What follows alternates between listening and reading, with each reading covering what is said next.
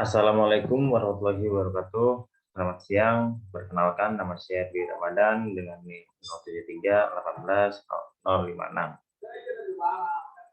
Di sini saya akan mempresentasikan tugas UTS saya, itu tugas Ganesha bahan galian. Nomor 1, plot lokasi tipe mineralisasi di seluruh peta Indonesia. Di bawah ini potensi dan persebaran barang tambang, memahami mengenai penataan barang dari bahan tambang. Selanjutnya akan membahas jenis barang tambang yang paling berpotensi di Indonesia berikut. Contohnya ada batu bara, emas dan perak, marmer. Di sini saya akan menjelaskan yang pertama, batu bara merupakan barang tambang yang penting dalam penggunaan energi dalam kehidupan. Listrik mengalir setiap rumah dihasilkan melalui PLTU dengan bahan bakar batu bara. Bahan tambang ini terbentuk dari endapan organisme yang telah mati. Proses endapan tumbuhan tersebut tidak sebentar. Prosesnya sendiri menghabiskan jutaan tahun. Oleh sebab itu, batu bara digolongkan sebagai bahan bakar fosil. Manfaat utama dari batu bara antara lain sumber tenaga pembangkit listrik di Indonesia.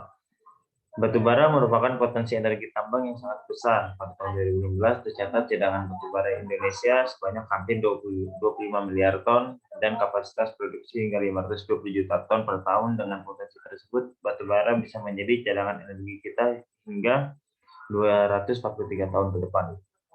Lokasi tambang batu bara di Indonesia cukup besar, yaitu ada di Maluku Utara, Jawa, Sulawesi, Papua, Sumatera, dan yang paling terbesar adalah Kalimantan. Yang kedua ada biji besi salah satu contoh logam yang terbuat dari unsur ferrum atau Fe. Sangat banyak fungsinya bagi kehidupan. Besi dibuat dengan bahan dasar biji besi yang ditambang dari alam, lalu diolah hingga dapat digunakan sesuai fungsinya. Besi merupakan unsur yang paling umum dapat ditemukan di bumi, jumlahnya sangat banyak. Bahkan menurut perhitungan, besi adalah unsur keempat terbesar pada kerak bumi. Besi biasanya digunakan dalam proses membangun gedung, rumah, dan bangunan lainnya. Hampir seluruh proses dalam konstruksi membutuhkan besi, seperti seng, pagar, palu, linggis, dan paku merupakan alat berbahan besi. Dan itu juga besi dibutuhkan dalam proses pembuatan baja. Potensi yang bisa didapat dari biji besi ini menjadi pasir besi, besi primer, dan besi laterit. Indonesia cukup kaya sumber daya alamnya akan biji besi karena kondisi struktur geologi Indonesia mendukung. Daerah dengan kandungan biji besi di Indonesia cukup merata persebarannya, provinsi dengan aktivitas penambangan terbesar. Lokasi penambangannya ada di Kalimantan Selatan, sementara penambangan salah kecil-kecilnya ada di Kalimantan Barat, Jambi, Riau, Bangka Belitung, dan Sulawesi Utara.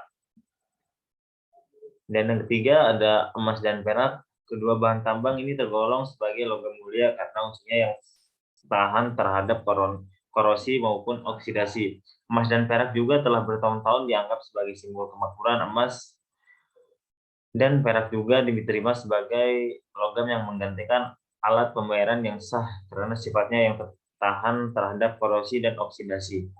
Jumlah kedua unsur logam mulia ini relatif tidak berkurang di bumi. Hal ini yang membuat emas dan perak dianggap sebagai logam bernilai tinggi.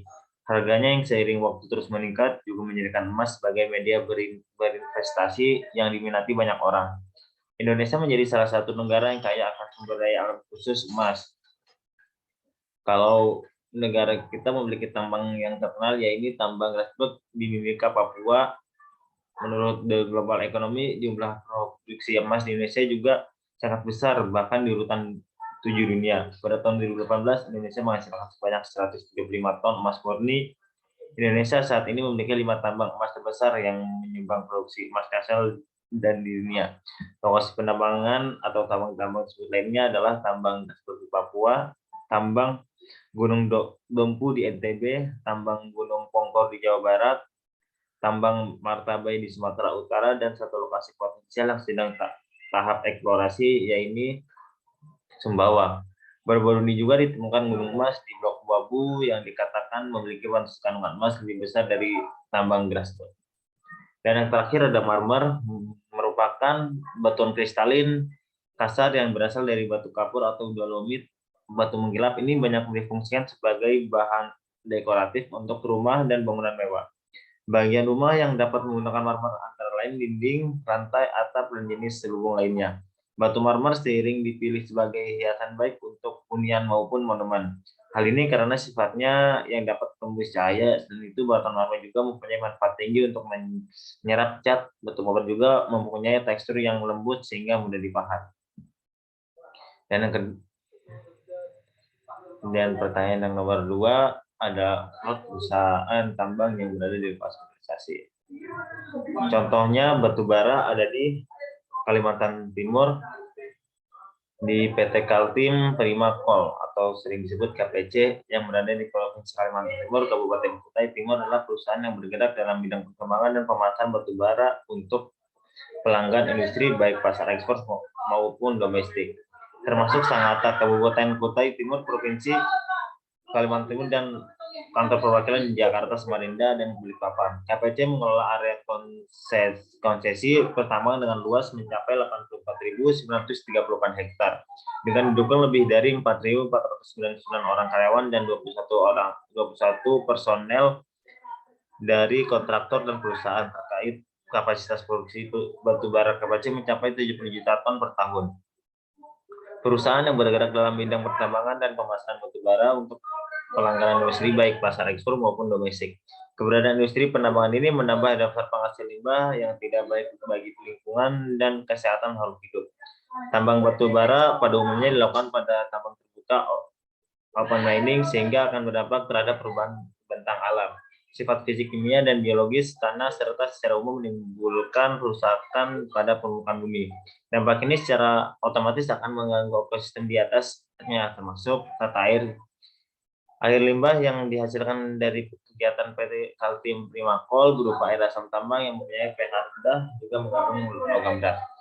Dan yang kedua ada biji besi, adalah batuan yang mengandung mineral besi dan sejumlah mineral gangguan seperti silika, aluminium, magnesia, dan lain-lain.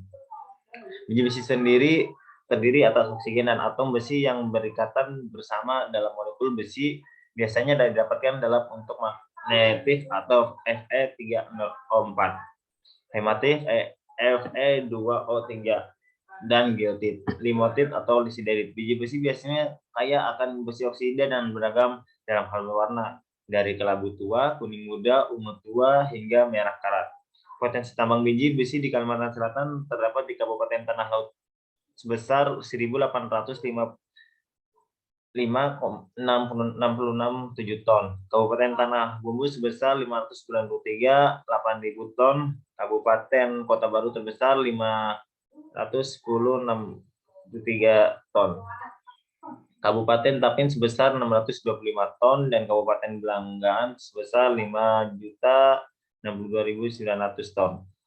Bahan mineral yang memiliki rumus kimia Fe ini merupakan bahan dasar yang dilebur menjadi besi dan baja. Penggunaan biji besi juga sebagai bahan baku industri cat, semen, basik,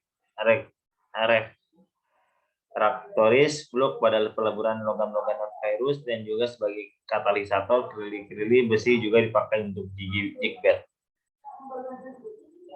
Emas dilihat, yang kedua ada emas dilihat sebagai logam paling berharga karena susunya yang tidak mudah korosi dan titik cair yang tinggi, sehingga membuat emas menjadi logam paling lunak atau mudah dibentuk. Karakter emas tersebutlah yang menjadikan sebuah alat barter yang menguntungkan untuk digunakan dalam kebijakan-kebijakan moneter hingga kini. Selain itu, produksi emas juga digunakan untuk peralatan-peralatan industri, keramik, dan alat-alat elektronik.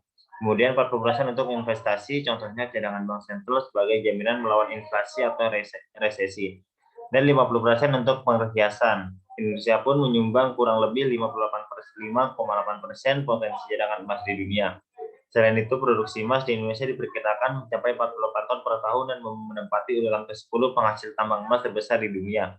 Berdasarkan data yang dilaporkan oleh Forbes pada Juni 2021, tambang Grasberg Papua terletak hanya 4 km dari puncak tertinggi Pegunungan Jayawijaya atau Karstens.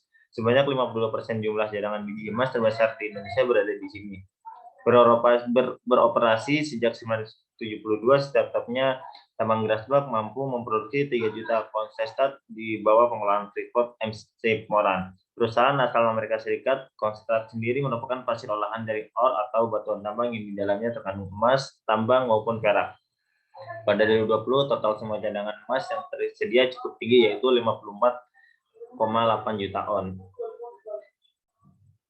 Yang terakhir ada marmer di Pulau Sumatera, pulau yang menjadi salah satu daerah penghasil biji besi terbesar di Indonesia, yang diperkirakan terdapat sekitar 180 juta ton cadangan biji besi.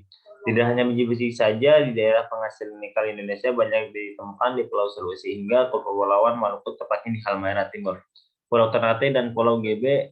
Dari beberapa contoh hasil tambang dan tempat penambangan tadi, masih ada hasil tambang lain.